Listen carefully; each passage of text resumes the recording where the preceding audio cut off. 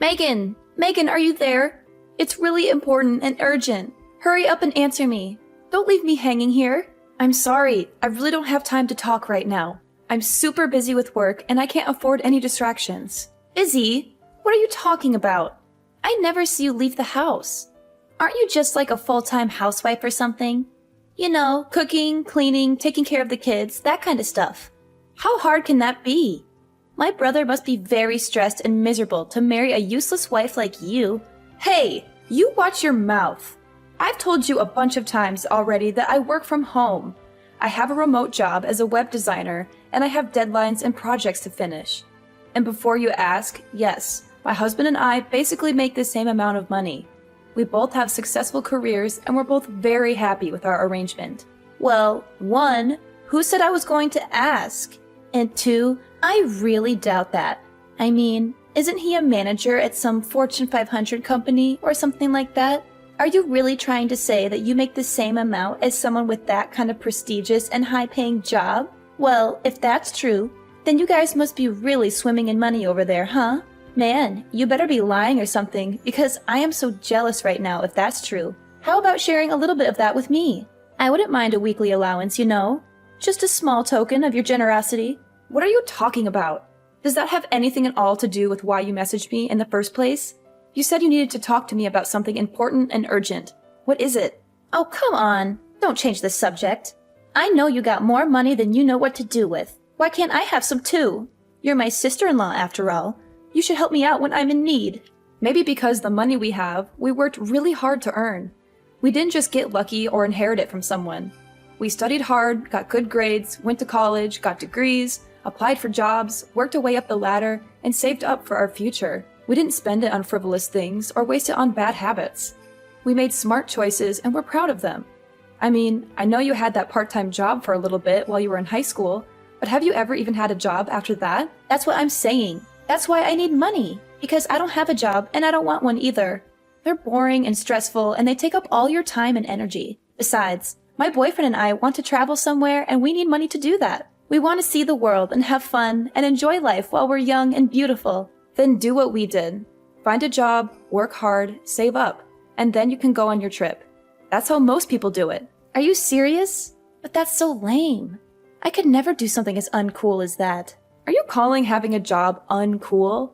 It's not that I disagree with you, but I really worry for your future if that's how you think of working. How are you going to support yourself when your boyfriend dumps you or when your parents stop giving you money?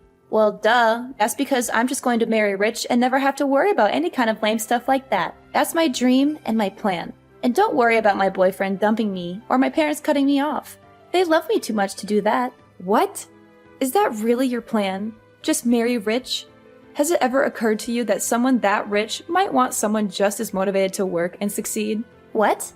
And are you trying to say that I'm not that kind of person or something? Are you trying to insult me or hurt my feelings? Because if you are, then you're doing a terrible job at it. Well, I know you don't have a job, and I'm pretty sure you never do any kind of housework either, so... And you're cooking. Well, remember what happened last time you tried to make something for the family, right? We all just ended up ordering takeout after one bite. You said you wouldn't bring that up. That's not fair. And remember that healthy dish you tried to make that one time? It was that stew that you just dumped a whole bottle of vinegar and that terrible health powder into? Oh man, that was a classic. But anyways, I guess my point was to say that you probably don't cook much around the house either.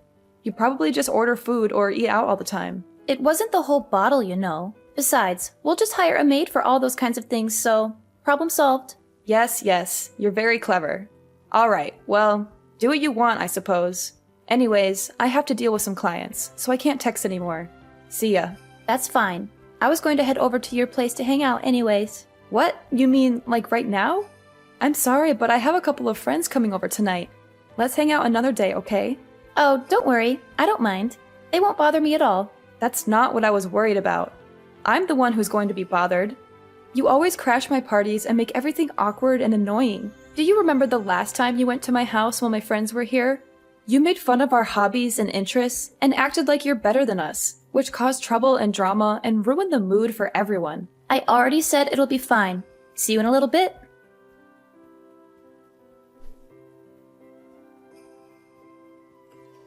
Flora, where are you right now? Where I am is none of your business. You are my sister-in-law, not my mother. It's not your duty to keep tabs on me and monitor my every move. I don't have time to argue with you. Tell me the truth. Did you sneak into my driveway and take the Ferrari that was parked there for a joyride? I need to know right now. Answer me. What's the big fuss? Why are you freaking out? It's no big deal. My boyfriend and I just thought it would be fun to take it for a little spin, that's all. What? A spin, huh? Yep. The wind and sun just feel amazing. We didn't do anything wrong. We just wanted to have some fun. And where, may I ask, did you get the keys for that car? Well, when I was leaving your place, I saw the key case lying there in a bag, and I just kind of helped myself. I thought you wouldn't mind if I borrowed it for a while. You wouldn't even notice if one was missing. You just rummaged through a bag you found at my place? It wasn't some random bag, it was yours. And I figured since we were sisters, what's yours is mine kind of thing, you know? Sharing is caring and all that. Flora, that bag wasn't mine. I don't own a bag like that. Oh, really? Oh well, I guess it doesn't really matter exactly whose bag it was. I mean, who could even worry about the small details like that when the keys to a Ferrari are sitting right there in front of you? It's like fate or something. Well, you better start worrying about them. Anyways, my boyfriend and I wanted to pretend honeymoon, so that's why we took it. We'll be back in a few days. You took that car so you two could go have a pretend honeymoon? That's what I said. And this guy says he goes to Harvard, so, you know, he'll be set for life. Maybe we'll even get married for real one day. Of course, if that were the case, then we could go abroad for our honeymoon, of course. I can picture it now, globe-trotting from one fancy hotel to the other with my new husband. It sounds dreamy, doesn't it? And now we're getting to practice that in this Ferrari. I would have never guessed this would be happening to me in 1,000 years. Today might be the day I ask him what he thinks about, you know, tying the knot. Stop talking about your fake honeymoon and return that car right now. Yuck. Chill out. Flora, this isn't a game. I am being serious. Don't let things go too far. Why are you always trying to spoil my fun, huh? How come you never told me you own such a cool car? Why did I just find out about this today? Flora, the car isn't mine. Wait, are you serious? It's not your car? No, it belongs to one of my friends who was at my place when you came over. You're not talking about the one really poor-looking lady, are you?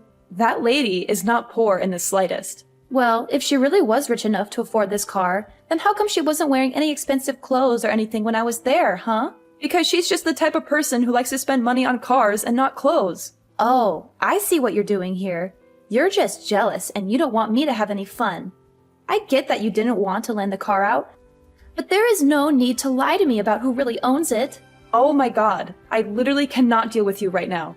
Just bring the car back now, okay? Sorry, we already hit the freeway. I think it's a little late for that now. The freeway? Just where are you planning on taking it? Don't worry about it. Daniel is a great driver. It'll all be okay. Has he ever even driven a sports car like that before? Nope. He says it's his first time. And you took it on the freeway?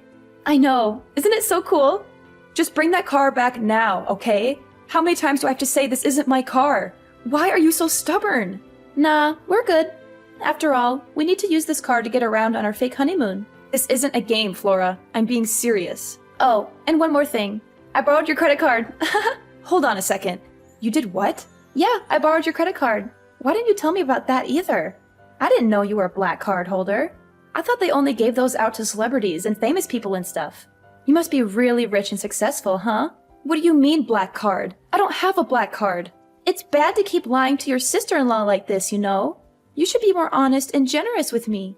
After all, we're family, right? Wait, I am being serious. Do you have a problem with reading comprehension? That card is not mine. It belongs to someone else. Anyways, we'll be taking both your card and your car for our little escapade.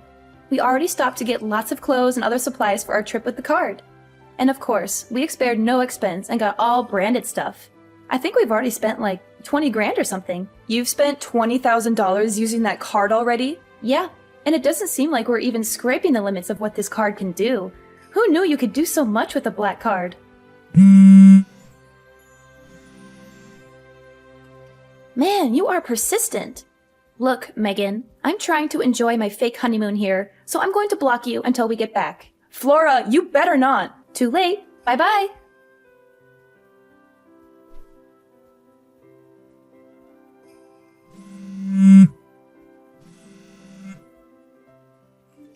Megan, pick up the phone. It's an emergency. I'm not joking around. I'm being serious. You have to answer me right now.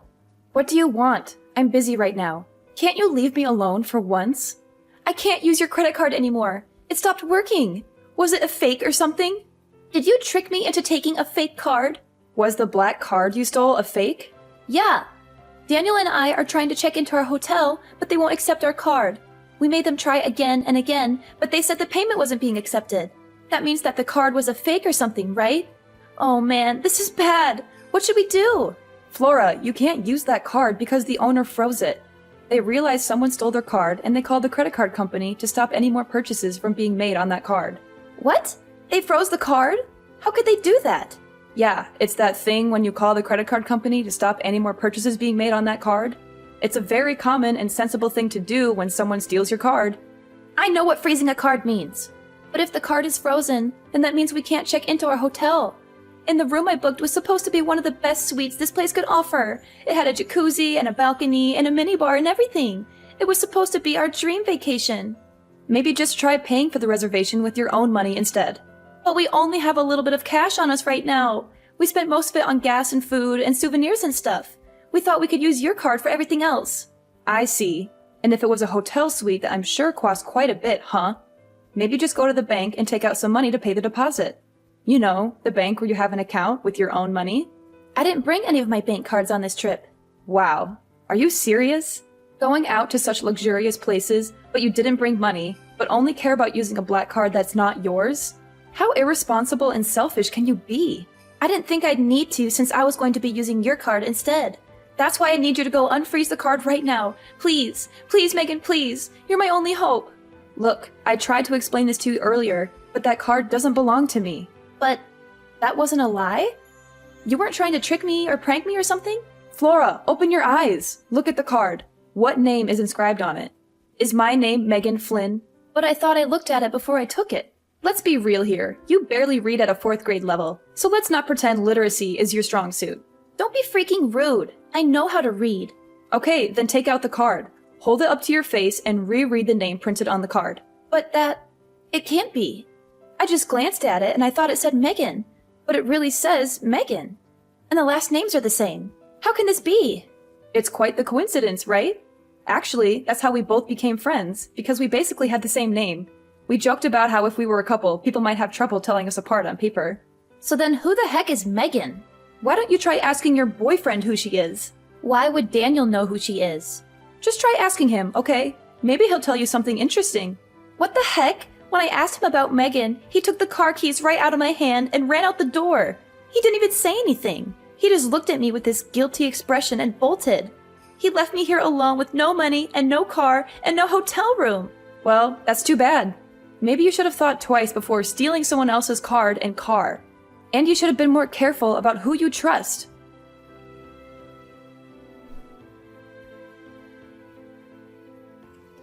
Hey Flora, were you able to catch Daniel in the end? Did you find out why he ran away from you like that? Well, you could say that, but the truth is that he just crashed the Ferrari. What do you mean he crashed it? How did that happen? Did he get chased by the cops or something? Right as he was trying to make his getaway, he got carried away, slammed on the pedal, and drove right into the parking lot fence. The front of the car has a little dent, but at least Daniel was totally fine. He didn't get hurt or anything. Do you realize what you've just done? What's the big deal? I just do not get you. I mean, just take it to the mechanic and it'll be fine, right? You're always freaking out over the tiniest stuff. It literally drives me crazy. You can't control my life. Look, I'm glad that your boyfriend was okay? But this is not just some little mistake. This is a huge mess. Besides, have you even figured out just why your boyfriend panicked and tried to run when you asked him about Megan? Oh, actually, now that you mention it, I forgot to in all the excitement. But anyways, can't you just tell me what's up? Why are you being so secretive and mysterious? Daniel is Megan's younger brother. He's a what? I never knew that. How come he never told me? Do you remember that one time, I can't recall exactly when, but there was this dinner party I was going to that you weren't invited to, but snuck in anyways? Well, that's where you first met Daniel, right? What does that have to do with anything? Wait, was that place Daniel's sister's house? Yes, it was. Anyways, maybe you've heard from Daniel, but Megan and him have a pretty strange relationship, so that's probably why he flipped out when you told him that the cards you just borrowed actually belonged to his older sister, Megan. So that means that the car also belongs to Megan? Yes, that's what I've been trying to tell you. The car and the card are both hers. Come again? Okay, I'll try to explain everything from the top one more time. Neither the Ferrari you were driving, nor the black credit card you were using belonged to me. Both of those things that I just listed above belong to Megan. Wait, so then her own little brother doesn't even know what kind of car she drives? Well, she just picked up the car about 3 days ago or something. I'm not sure Daniel ever knew she owned it to begin with. At least that's what Megan is telling me right now. Megan is there with you? Yup. And is she mad at all? I would describe her as very mad, actually. And after using her card to buy $20,000 worth of crap on top of all the fees you'll have to pay to take the car into a specialist who deals with imported cars, you're probably looking at about $100,000 in damages, at least. $100,000? And that would be the low end of how much you might owe at the end of this. That is why Megan has just been furious since this morning, really. I mean, who knows what she'll do to you both when you get back. Honestly, she's had a pretty scary face all day. It's starting to creep me out. I'd be worried. It's that bad, huh? Seems that way, yes. And one more thing. What else could you possibly have after all that? Well, we got a call from the hotel you two were just trying to check in at. The hotel called you? What did they want to talk about? Well, Megan's husband actually manages a resort company, and it turns out he's pretty close with the owner of that hotel. So he got a call right away when someone using his wife's card showed up. Wait, what are you getting at? What are you going to say next? I'm getting there. Anyways, I guess the police showed up to the hotel to ask about who this person with his wife's card was, and was asking Megan's husband if they wanted to pursue any legal action. I mean, I won't lie.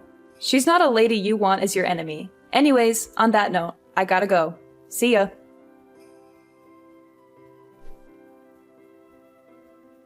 After dealing with the crashed car, Flora and Daniel finally came back home, both looking like dead men walking. They were exhausted, scared, and ashamed of what they had done. Megan was, of course, waiting for them in a swiveling chair we have, just so she could turn around dramatically to greet them as the two of them got on their knees to beg for her forgiveness. She had a cold and stern look on her face as she took out an envelope from her breast pocket and handed it to them. Inside was an invoice for $70,000. Listed there were, of course, the goods purchased with her stolen card, as well as the estimated cost for the Ferrari repairs. Towards the end of the items, however, was also listed the repairs on the hotel parking lot's fence, which was destroyed in the accident, as well as a hefty fine for reckless driving. Megan told them they should both be grateful that she didn't call the police on them or sue them for damages. She said she was being generous and merciful by giving them a chance to pay her back.